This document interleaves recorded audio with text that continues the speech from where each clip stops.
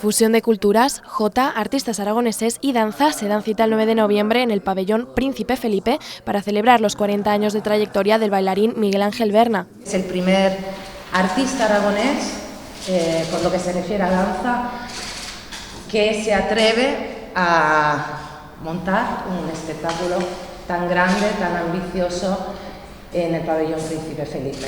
El espectáculo reúne a más de 180 artistas sobre el escenario, incluyendo bailarines, cantantes y músicos.